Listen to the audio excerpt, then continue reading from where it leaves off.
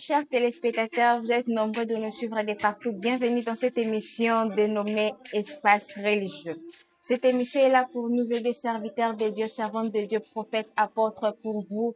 Cette émission est là pour vous informer concernant les églises, les prophètes, comment est-ce que l'œuvre de Dieu est en train de fonctionner dans le monde d'aujourd'hui. Et aujourd'hui, je suis accompagnée de notre pasteur.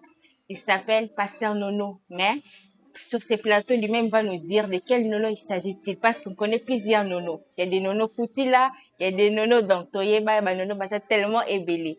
Et sur ces plateaux, je reçois pour vous un pasteur, un homme dédié, humble, aimable. Avec lui, nous allons partager, nous allons parler plus sur son église Nouvelle Alliance, selon Ésaïe 62. Pourquoi cette initiative de l'église Nouvelle Alliance et pourquoi ces versets? Sans plus tarder, courons derrière les temps. Nous vous passons la parole, Papa Nono. Bonjour. Bonjour, Madame Graciela.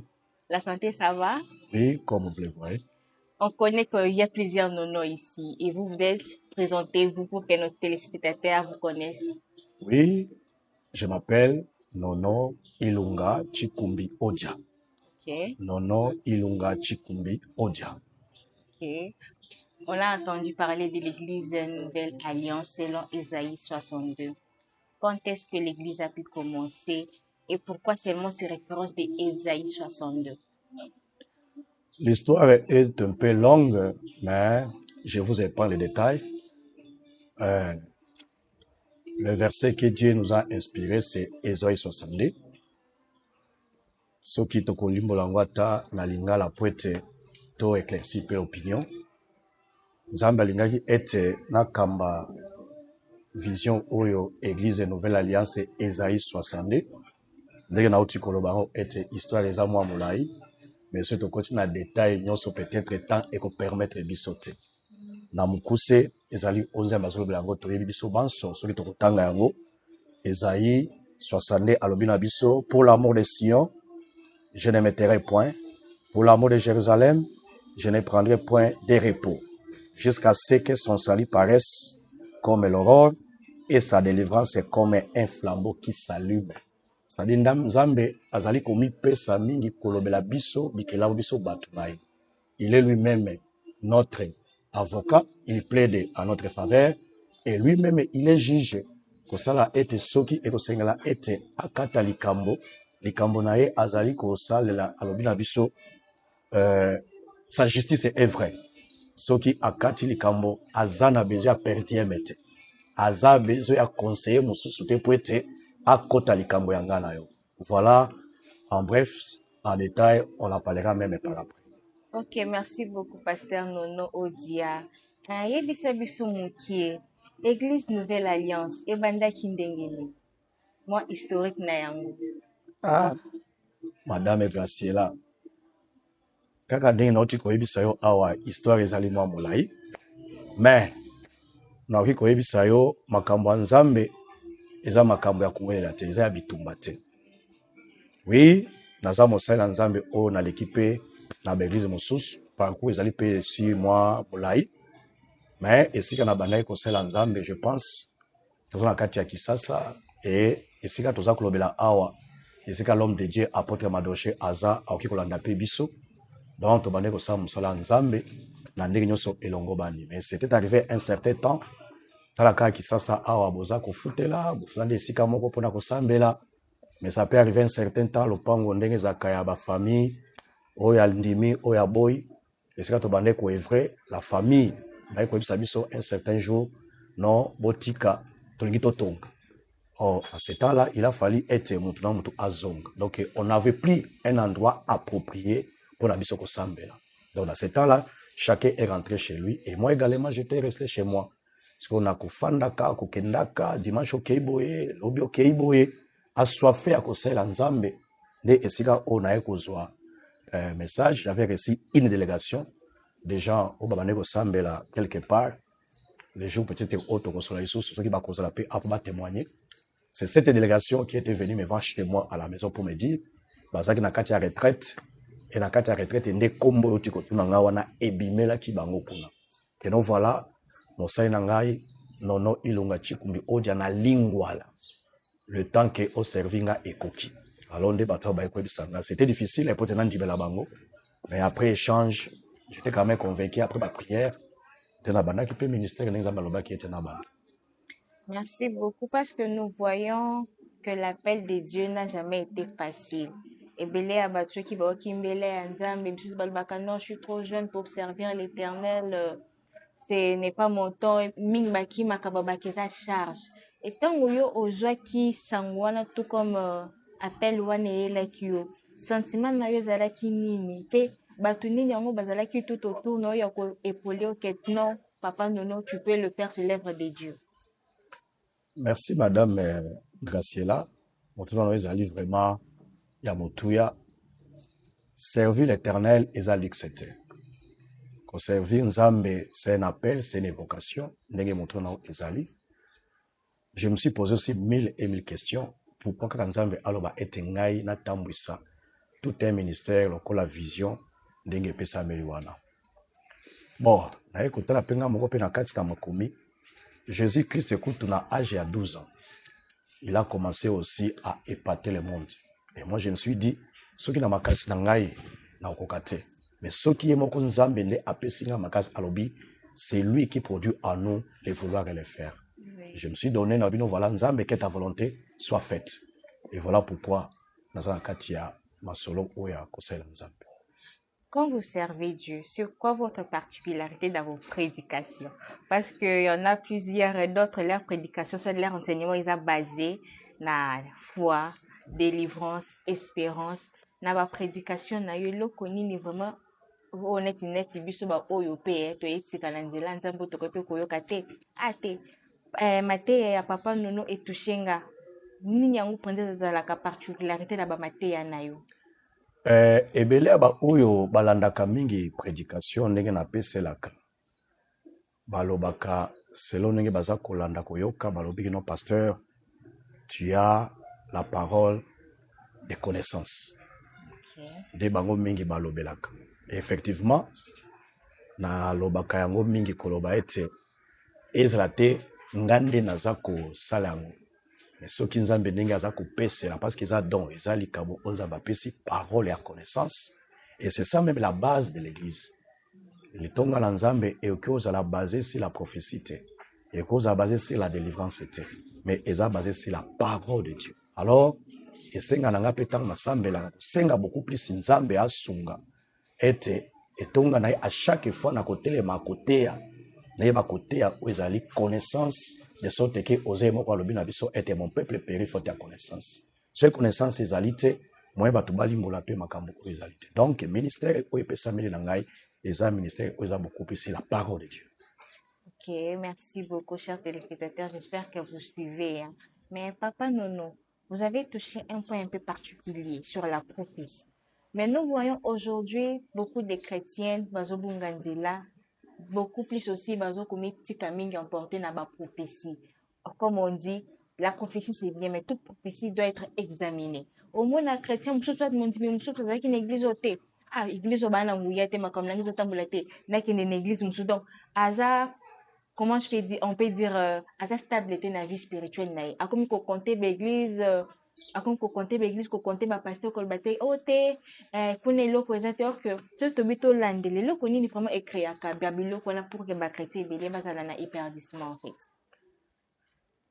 Bon omoni tozali batangisi motangisi azalaka na oyo epesa mele po ete assoir objectif oyo aza na yango mpona baélève balanda ngai ekozala mwa difficile nalobela mpona mangoma mosusu parce que mosala nzambe nyonso aza na oyo epesa meli ye chacun a réussi son appel ndenge epesa ndenge aza kokamba mais du moins mama Graciela à chaque fois pe obanda koya tobanda kokutana parce que na moi lelo tozosala lokola présentation oui. Et au fur et à mesure tobanda kokutana on aura le temps de parler à l'eau et à large. J'ai un programme dans 4 églises, Nouvelle Alliance et Esaïe 60. Mercredi et vendredi, et culte et enseignement. Qu'est-ce que nous faisons? Nous signons ça comme la communion fraternelle, échange. Je ne suis pas un maître absolu, non. Nous échangeons des connaissances. C'est-à-dire quoi? Ce qui te kotali sabato, quand on prophétie. La Bible nous dit, la prophétie par excellence, c'est la parole de Dieu. balobi na biso te ke tombo ya prophétie. Non. Écoutez la prophétie, Puis mais examiner. examinez et retenez ce qui est bon. Pour que mutu okoma ko écouter, pour après o examiner, o retenir, il faut avoir la connaissance. Donc biso toza kotangisa bana nzambe beaucoup plus ces paroles. Soki mutu wana akomi kutana ko comprendre les paroles, akoza capable ya ko écouter prophétie, puis à examiner et à qu'est-ce qu'il peut retenir ce qui est bon. Parce que lelo kandenge uti kotuna mutuna bana nzambe belé soki olobi na ye likambo ya nzambe kuna nakende basakola mpo na ngai ole asenga bateya ye ye azosenga ete basakola ye. Or dans la parole de Dieu prophétie ekatanaka esilaka ekaukaka, mais la parole de Dieu est claire, mais mes paroles ne passeront jamais. Donc l'église, sa base n'est pas fondée sur la prophétie ni sur la délivrance. Non, l'église est fondée sur la parole de Dieu. Donc biso na nouvelle alliance Esaïe 62 to focaliser nyonso eza lokola vision orientation sur la parole de Dieu, mais tobite ke toboyi prophétie, tobite ke toboyi délivrance. Non, nyonso eza ba provision na kati ya vision. Ok, Papa Nono. Et tant que pasteur, serviteur de Dieu, des fois ça fait mal. Na ndenge to mona monde de les otambola na ba pasteur ebele ebele, ba pratique misusu c'est ça les hors biblique. D'autres préfèrent bakomi kolinga mbongo ke musala nzambe ebele pe bakomi olanda bato par intérêt. Omona mutu mususu aye na pasi te nakutana ndadi ndenge babengaka bino badadi, nakutana ndadi na problème, mona service à protocole te. Aujourd'hui, nous voyons le contraire. Parce que la Bible nous dit tel que Jésus est, tel que nous devons être. Mais nous voyons ce que nous faisons aujourd'hui avec nos serviteurs d'aujourd'hui, ça ne concorde pas du tout en fait. Beaucoup plus tape à côté. Pourquoi seulement ce genre de pratique, ce genre de négligence, ce genre d'intérêt, ce genre d'arrogance dans l'œuvre de Dieu? Dites un peu un mot suite à ça, parce que ça fait mal. Hein? Matthieu chapitre 10, 7e verset, alobi na biso boye.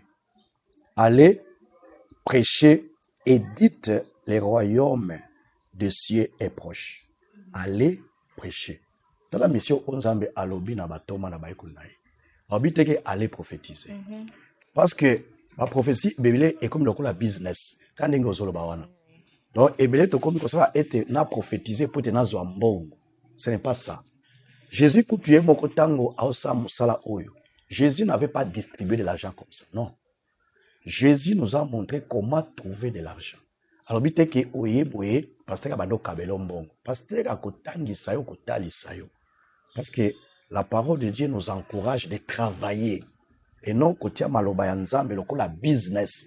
O délivrance pesa mbongo. O prophétie pesa mbongo. Même kokutana pasteur et comme pesa mbongo. Ça nous inquiète tous. Otali kutu makomi na nzambe Jésus-Christ ye moko. Ba oba ye pa na ye.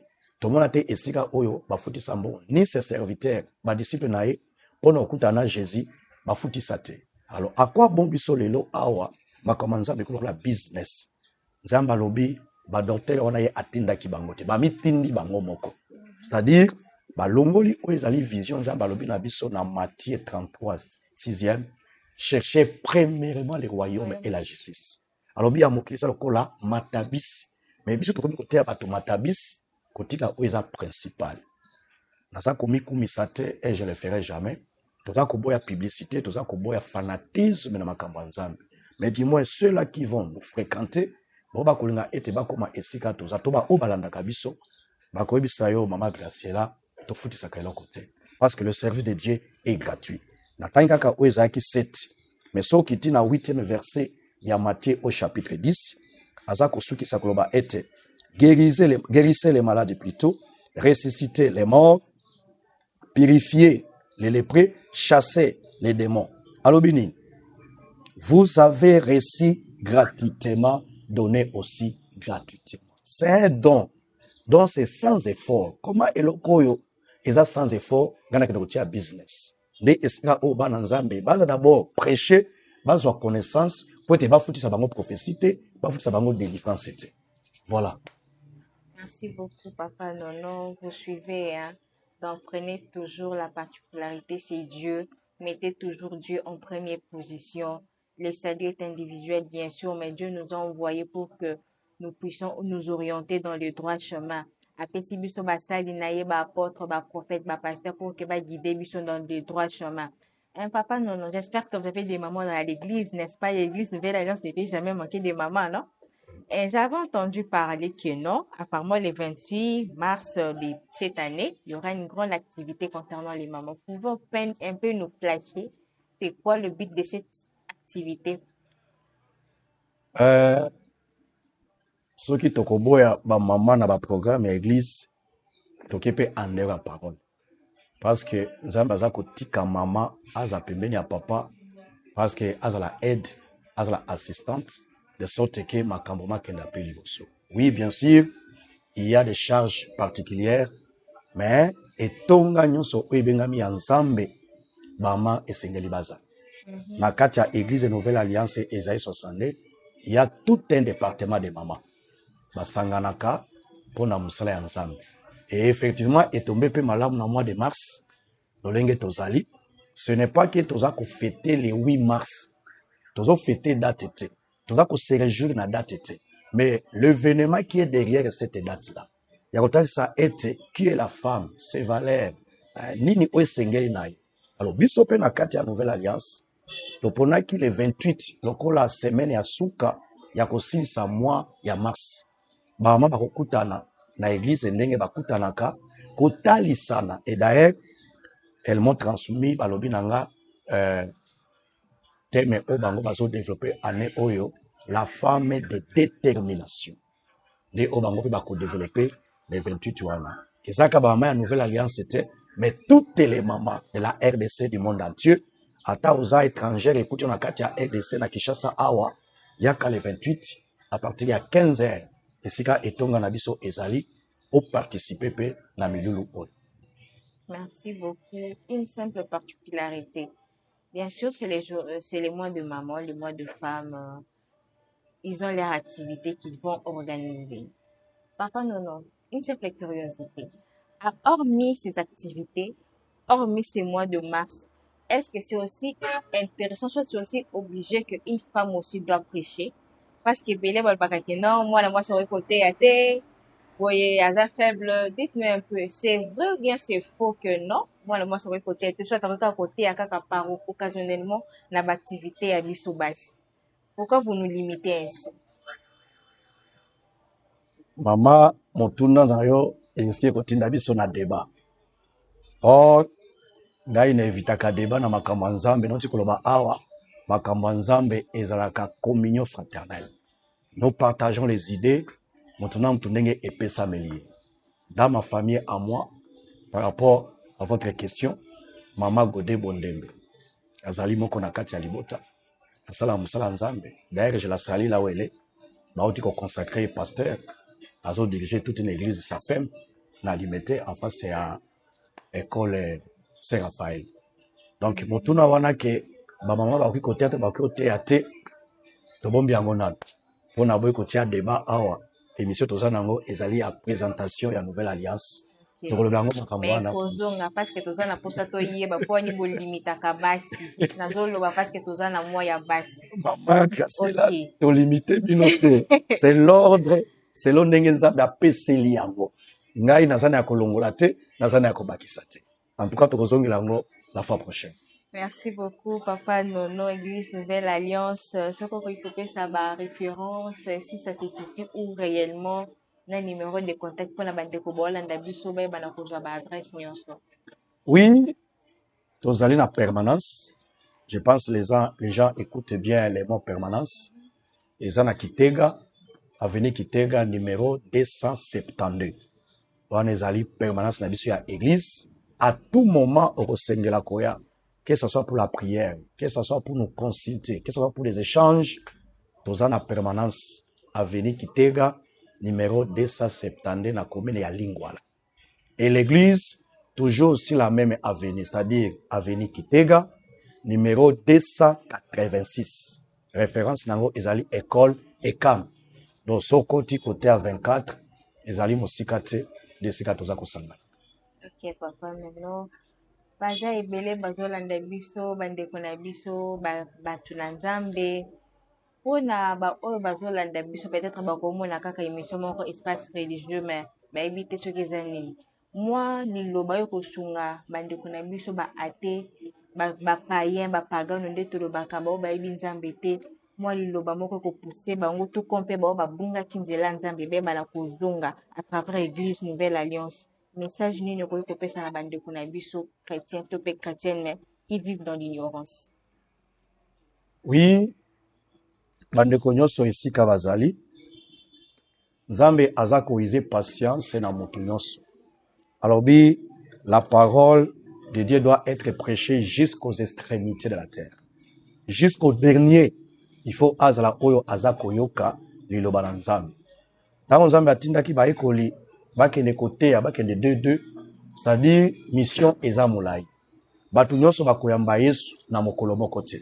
Mais biso ba oto bengami na ko panza sango nde tolemba te, de sorte que liloba oyo ekota partout et batu bayoka. Mama Gracila, mosusu akoyoka liloba ayoki yango lelo, mais andimeli Yesu wana lelo te. Ça demande du temps, de sorte que mutu wana ayoka. Lolenge tokolobela yango na ba émission oyo koya, ndenge na bandaki ministère awa na kati ya ndako nazoteya na avenir jusqu'à aujourd'hui. Eza bato bazoyebisa nga a papa église efandi eza esika tel, mais ozokoba koteya na ntongo mpo na nini? Oui, na okoba koteya na ntongo parce que eza bato mosusu oyo baya kosangana na biso te. Azokende musala, azokende kelasi, azokende makambo na ye, mais na ntongo wana liloba toza koteya na avenir esungi esika aza. Donc toza kosambela butu na moi ndenge Nzambe alobi, bosambela bosenga na nga mukolo elanga na tinda basali na elanga na. C'est-à-dire Nzambe na programme na ye basali bakoki te. E bato basisi no koyambela Nzambe te. Mikolo nyonso bato bazoyamba. Sango malamu po ete babika. Donc biso toza na mission oyo ndenge pe apesi biso ndakisa na kati ya makomi na ye, eza ndeko moko asaki milulu na ye abengisi bato. Il a jugé bon na ba o amonaki a estimé que baoki koya. Mais bato na bayaki te. Et mukolo fait ya lobi nini? Allez dans des carrefours, appelez tous ceux que vous trouverez, et les méchants et les bons. Bato mosusu bokanisa ete basi bayambi Yesu esuki wana. Non. Priez le Seigneur, allez à l'église, c'est un programme. Eza te ke occasion ka moko bena zangi ya kosala. Non. Na ba o basi mandimila Yesu. Nous sommes appelés toujours à prier. Na bo bayebi nanu Yesu te, toujours sambe la boutou na bango ba pe Yesu. Parce que objectif ya Yesu alobi, il a laissé 99 esika moko parce que ça stabiliser. Bongo moko ezaki stabiliser te. Nde ebimaki ne akene koloka. Nous sommes en train de chercher ba pate o bazano en divagation. Ba yoka pe évangile, ba ya pe na kati ya bergerie, de sorte que ba asseoir pe kondima là-bas. Voilà. Ok.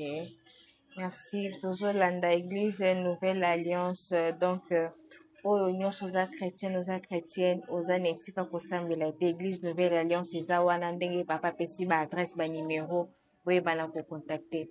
Papa tokomi na tozokende na koshite mwa liloba parce que ba chrétien belé babungisi kondima ebele bazosambela me baza na kondima te. Kondima eza eloko basombaka te. On dit que la foi vient de ce qu'on attend. Et ce qu'on attend vient de Dieu. Ben, comment on va dire que comment moi synthèse moi parole moi kaka ya consolation en soi et puis ça ka et noté. Est-ce que c'est vrai? Tout mission de to bazaka foi na biso mabe. Parce que ndé naza bonabi la foi vient de ce qu'on attend vient de Dieu nabi mbule betaka sipo. Et que mususu abi ah moi ma kamina ngozo ba mbule ko beta ye a comme astrologue donc c'est un peu compliqué. En bref, kondima ebungi na mitema ya bakretien papa eza eloko moko ya malamu te tolingi toyeba tozongisa mwa kondima wana. Nakoki koloba boy. Bien sûr, la patience, c'est la longueur du temps. Ça, c'est vrai. Napesi exemple. Toza ba parents, toza na bana. Otali ke soki ozola musamwa na tongo lamuka sukola kende classe. Moi, nazoma lokola ke oza ko déranger conscience na ye. Au moins lokola ozo déranger donc oza contre pongi na ye. Azo bosana ke ozo façonner pour que lobi akoma mutu. Alors moi tant que parent, na ko tika te parce que alembi alala abeko lamuka. Non. C'est une façon ko bisa moi na lamuka va te préparer parce que demain l'avenir se prépare dès maintenant. Alors na kati pe ya côté ya to na kati ya prophétie. Eza na kati ya Bible awa bandeko bazolanda. Il y a ceux-là qui ont entendu la prophétie pendant 15 ans, pendant 20 ans, pendant 10 ans. Ça dépend. zwa lokola nzete mama Graciela so tali bambuma nyonso eza kuna eza munene moko te eza ya munene ya muke ya moyenne soki pe elingi etelaka pe mukolo moko te oh nyonso eza kana nzete moko. Nous avons un seul Père, c'est notre Dieu. Soki apamboli biso nyonso kana mukolo moko akozala nzambe ndenge nini. Il faut temps ezala, il faut espace ezala. Même dans la création, Dieu n'a pas tout créé le même jour. La Bible nous dit dans Genèse, il a créé le premier jour, le deuxième jour. Or, il appelle à l'existence des choses qui n'existaient pas. Il a cette possibilité de les faire en un clin d'œil. Mais pourquoi ça que le même jour? Ça dit nzambe oyo azama ko kinyoso asenga mukolo moko te. À quoi sikoyo biso bandimi? Bana nzambe tulingi nyonso kaka parce que pasteur est prophétisé, oyaki ba biso les mêmes jours, ils ont manqué de patience. Ezape parfois pe bobebe spirituel musupe ezape biso ba otote yaka tolinga tola kisa bango kete kuna te vérité ça boya wande vérité ça. Moi je ne suis pas vérité mais je prêche la vérité. La vérité c'est Jésus qui a dit je suis le chemin, la vie et la vérité. Moi je dois présenter na moi nzambe qui est Jésus-Christ que le programme toki osemble la lelo lobi a occupé ko sala. Psaume 37 na 5e verset à lobini. Recommande ton sort à l'Éternel. Mais à lui, ta confiance, il agira. Mais nous, on a besoin qu'Nzambe a agir, mais confiance est zate. Donc, on y habite que Nzambe aza Seigneur et Sauveur. Ozo Nzambe kan habite. Non. Nzambe aza besoin comment on a nous na kati na yo. Est-ce que osa posé? Est-ce que osa assis? Est-ce que osa patient? Imaginez-vous Sarah à quelque kobota après 90 ans. Mobile na 100 ans. Qui vivent? Patience ya monti donné. Oh biso kutu. Na ina ne kaka muto abandonné alobi na osambela nga lisusu te soki kaka namoni makambo na nyote na tiki na kosambela soki otiki kosambela qui est perdant yo muto zamba tiki alinza zamba ko changer te parce que yo boy kosambela il reste Dieu. C'est à nous d'entrer dans les programmes de Dieu, de comprendre la prophétie est là mais quel est le temps on zamba appelle ça que na kapoti nga eko kisama. Soyez patients, vraiment soyez patients. Je peux encore ajouter si vous me permettez maman Graciela. Zoa arche de Noé. Zamba lobina Noé, telema na porte, kotisa, banyamami bali pe ganga ibisa batu bakota parce que na kono ki sambula et koza problème et difficulté pour nabam. Maman Graciela. Otanga ka Bible. Bani bakota na arche. Balobina biso ete Noé et sa famille. Mais batu nyonso oyo bazaki koyoka tango azoloba. Bando finga yi. Oh momeli masanga, oh diamba, oh mpiaka soki lati bango basimbi Bible. C'est un appel, c'est une façon telle que je l'ai annoncé auparavant. Donc, Noé a télémi la porte, Azos la ete baya kokota na kati ya arche. Ba aigle baki makambangu, ba sivola kamakas, ba tigre, esika baki makambangu, mais maman Graciela, na kati ya arche kuna koba akota, kameleo akota. Pourquoi na kende mbangu na makambo na ebete, Nzambe apesi ordre na Noé akanga pote tanki nga na kokoma. Donc, il faut attendre la malembe. Nebi ke na kokota kaka, lentement mais sûrement. Moyembi moko nzambe akumama ayembi le panier circule. Mais ce qui est pas moninga, ça va arriver là où moi je suis. À quoi bon de courir? Na makambo na monike tananga kaka ekokoka. Voilà ce qui nous manque nous parfois na bonzambe oyo. Merci beaucoup Balandi, toujours l'andin et toujours la patience. Chaque chose a son temps. Persévérance, kaka molende toujours na vie de prière. Toujours kende déjà na kokima na sima ya tango. Moi liloba suka papa pour la église Nouvelle Alliance. Toyebi ke Nouvelle Alliance toyoki déjà historique na ndenge bandaki. Moi ba membre ya église liloba nini okopesa na bango tout comme pe bo basé à libanda. Ba réellement sur l'église Nouvelle Alliance. Oui. L'arrêté na yango pe. Merci beaucoup. L'homme seul ne peut rien. Jésus est moko kutu, mukolo vision, mais azaki na ba disciple. On a vu qu'on prétendre était qu'on travaille seul. Naza lokola Moïse, Aaron a Yves, bazaki pona ko soutenir maboko ya Moïse. Naza pena batu na kati ya itonga, bampaka bazali. Groupe intercession, il y a protocole, il y a sécurité, il y a écodume, il y a ba maman, il y a ba papa. Nous sommes là, comme ça de sorte que to faire avancer l'œuvre de Dieu. Et libota pe esika pe na botami baza kolanda esika baza. Oui, papa azali, maman bande ko na kati ya famille baza. Ils m'ont soutenu et baza ko ba soutenir toujours. Et bande ko nyonso pe de près ou de loin baza ko yoka. baya tosangana po ete travaille pour le compte ya Milimo Ebika. Sans oublier ma chère épouse, Maman Tete, Butuna Moi, elle est toujours à mes côtés pour nous soutenir ete Eva Nzambe et Kendali Koso. Moi, petit rappel pour l'activité, elle est 28. Peut-être à Baobaye, Koko Témission, Nasuka, Beba, Nakujansu, ma précision. Moi, rappel. Maman Nyonso, Baza Kolanda, Naba Oba Koyamba, peut-être invitation. Bako Bape à travers Baninga Moussous, Baya le 28, na église Nouvelle Alliance Esaïe 62 na Kitega, de adresse Sika Bokuta Nezali, numéro 286, référence ECAM. Baya, Bamama, Bazali Wana, Bako présenter, Bala qui s'adéquat, Baza capable. Ce n'est pas à nous de parler à leur place, mais Bako Talisa ete Baza capable, Yako Sala Oesenge Basala Poete, Milimo Ebika, et Batu, Bamikuta Koeba ete Mama pe Azape na place, na pe na kati ya société. Donc, tout ça pour encourager Bango et Kosambela, je vois vraiment Ezra Malam, ba transport Ezra Malam, et ma pe Ezra pe Kitok, de sorte que Bosanganiwana Ezra vraiment au rendez-vous. Merci beaucoup. J'espère que ça rendez-vous à Soukate avec les pasteurs Dono. Tozawana avec cette émission espace religieux pour nous kusunga bande ko na biso bandimi monsieur c'était baba bunginzela beba na kozonga na droit chemin. Tokomi na suka ye émission espace religieux na koki kosi lisabongo te so pour te remercier. Ba héros dans l'ombre nanga toujours derrière la caméra. Tozana Aristote Massala toujours dipo nanga moko personnel Montréal. Et nous voyons encore Madame Christelle Kayengo Kalenge toujours là avec moi. Madame tellement ébélé. Nous disons aussi merci à Glody Mwamba, au Corday Emmanuel, et sans oublier le pasteur DG de la chaîne télévision Arvino, le pasteur Jean-Baptiste Kembo. Mes salutations à vous de là où vous êtes le chef. Donc, nous sommes à la fin de cette belle émission Espace religieux. À vous aussi qui aimeriez participer à cette émission Espace religieux, pasteur, prophète, apôtre, nous vous ouvrons de portes. Soyez les bienvenus pour assister et développer des thèmes concernant les églises, la repentance, la foi avec nous ensemble. Et je tiens aussi à souhaiter un joyeux anniversaire à ma mère chérie qui aura lieu ce 14 mars, maman. Joyeux anniversaire d'avance, que le bon Dieu vous comble toujours de sa grâce, vu que c'est une émission chrétienne, hein, que vous soyez toujours bénis. Et nous vous donnons rendez-vous dans les prochains numéros. Restez branchés sur la chaîne Arvino Télévision. Merci, à la prochaine. Au revoir.